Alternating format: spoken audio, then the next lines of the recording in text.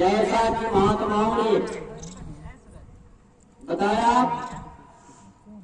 कि वास्तव में ये मत जो है आला दर्जा का मत है और इसी मत के सहारे ये जीवात्मा का उद्धार हो सकता है। हमने बता रहा था कि ये तमाम जीवात्माएं इस धराधाम पर जो भी यहाँ जीवात्मा आई है वो सब के सब ये महात्माओं के संतों के बच्चे की तरह है। और गुरु महाराज भी इस बात को बताए कि देखो बच्चों, हमें आए वही देश से जहाँ तुम्हारो धाम, तुमको घर पहुँचाओना एक हमारो काम। ये बतलाए कि हम उस देश के वासी हैं जहाँ तुम्हारा मुकाम है, जहाँ तुम्हारा मुल्क है। तुमको अपने मुल्क पहुँचाने का ठिकाना हमने लिया है। प्रेमी सज्जनों, इसके लिए ये बताए कि गुरु महाराज बताए कि देखो बच्चों, ये मनुष्य तन बड़ा अमूल्य है, बेशकीमती है, जो बार बार मिलने जुलने वाला नहीं है, बड़े सौभाग्य से मिला हुआ है। इसलिए इससे तुम जुक्ति लगा लो, तजुर्बा लगा लो और इसको यहाँ से जन्म मरण की कड़ी को तोड़ डालो। हमारे गुरु महाराज को बताए कि ये बेशकीमती है, अमूलक है, बार बार मिलने जुलने वाला नहीं है, बड़े सौभाग्य से अपनी बार मिला हुआ है।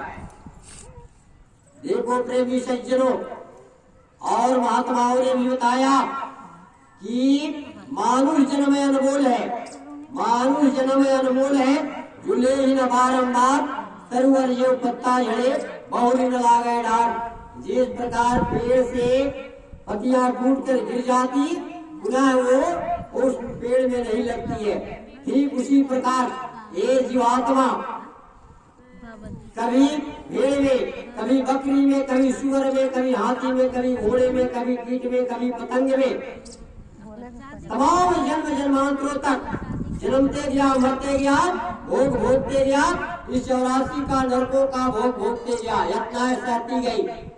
और उस मालिक की अखिर बार असीम कृपा हुई तो हमको आपको जो है मानव चोला मिला हुआ है, जिसको तमाम मत मतांतरों ने और तमाम वेद पुराणों ने, ग्रंथों ने बताया कि ये सर्वश्रेष्ठ तन है, बड़ा ऊंचा तन है, सर्वोपरि है। बताए हमारे गुरु महाराज तो बताए, आपके भी धर्म ग्रंथों में आया कि बड़े भाग मनुष्य तन पावा, सूर दुर्लभ सद ग्रंथ ही गावा, नरतन समन कोनो देही, जीव चराचर याचते ही। आपके भी धर्म पुस्तकों में आया है कि बड़े भाग से यह मानव चोला मिला हुआ है, जिसके लिए चर अचर सभी जीव जो है तरस खाते हैं। देवता लोग भी ललायित हैं कि हमको भी एक बार यह मानव चोला मिल जाता तो हम आपकी भजन करते और आपके गोद में समाहित हो जाते। तो देखो प्रेमी सज्जनों, इस मोहल्ले के तमाम धर्म अनुरागियों, जिस तन के लिए देवी देवता चर अचर सभी जीव तरस खाते हैं, वह तन अब की बार हमको आपको मिल गया तो क्या हमको इसी तरह व्यर्थ बेकार खो देना चाहिए? नहीं। गुरु महाराज बताए कि देखो, खाना पकाना, बाल बच्चा पैदा करना, ये समझिए कि तमाम पशु पक्षी भी किया करते, लेकिन इस तन का महत्व, इसका समझिए कि कुछ और काम है। यह मानव चोला जो है, जो बड़े सौभाग्य से और सर्वोपरि बताया गया, सर्वश्रेष्ठ बताया गया, सबसे ऊंचा तन बताया गया, इसका क्या उद्देश्य है, क्या लक्ष्य है? देखो प्रेमी सज्जनों, इसके लिए गुरु महाराज बताए कि देखो बच्चों, यह तन सर्वोपरि सर्वश्रेष्ठ क्यों कहा गया? तो बताया कि साधन धाम मोक्ष कर द्वारा पाई न जही परलोक सवारा। ये साधना का धाम है, मोक्ष का दरवाजा है, इसी में वह साधना किया जा सकता है और इस जीवात्मा को मोक्ष की मंजिल तक पहुंचाया जा सकता है। ऐसा किसी तन में, किसी चोला में, किसी शरीर में ऐसा संभव नहीं है। इसलिए इस तन को बहुत बड़ा सौभाग्यशाली बताया गया और सर्वश्रेष्ठ बताया गया, सर्वोपरि बताया गया, सबसे ऊंचा तन बताया गया।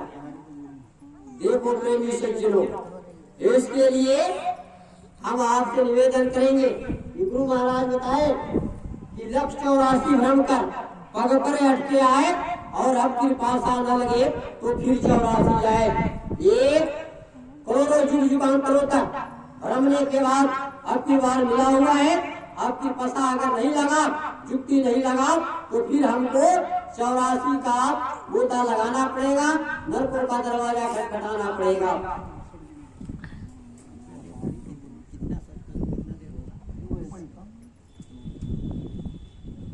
इसलिए प्रेमी सज्जनों, धर्म अनुरागियों, यह तन बड़े सौभाग्य से मिला हुआ है और यह भजन के वास्ते मिला हुआ है। हमने बताया कि ये साधना का दाम है, मोक्ष का दरवाजा है, जो दूसरे तन में यह चीज संभव नहीं है।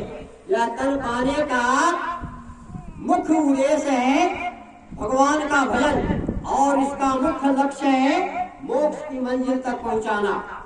तो इसका जब उद्देश्य है, जो उद्देश्य में जब हम लग जाएंगे, भजन मेरे शरीर को लगा देंगे।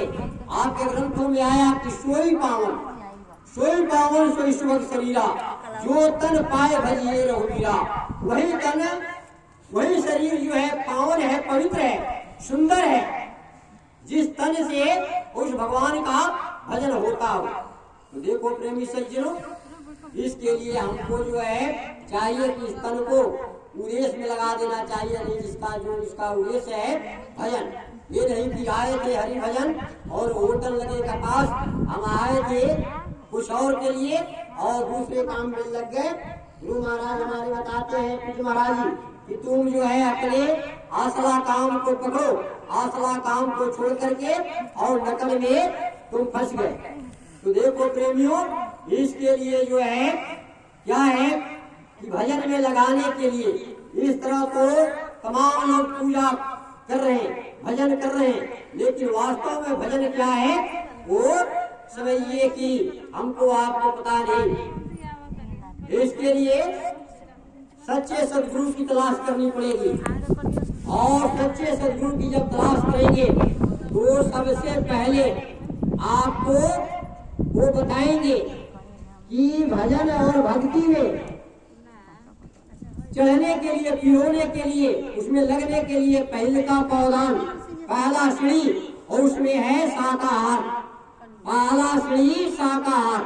जैसा कि बताए गुरु महाराज कि आप एक तरफ पूजा पाठ कर रहे हैं, ये धूप अगरबत्ती दिखला रहे हैं, मेवा मिष्ठान चढ़ा रहे हैं, और एक तरफ एक माली के बनाए हुए नियम को आप तोड़ रहे हैं, कुचल रहे हैं, तो आपके पूजा को भगवान कतई कबूल नहीं कर पाएंगे, वो स्वीकार नहीं करेंगे।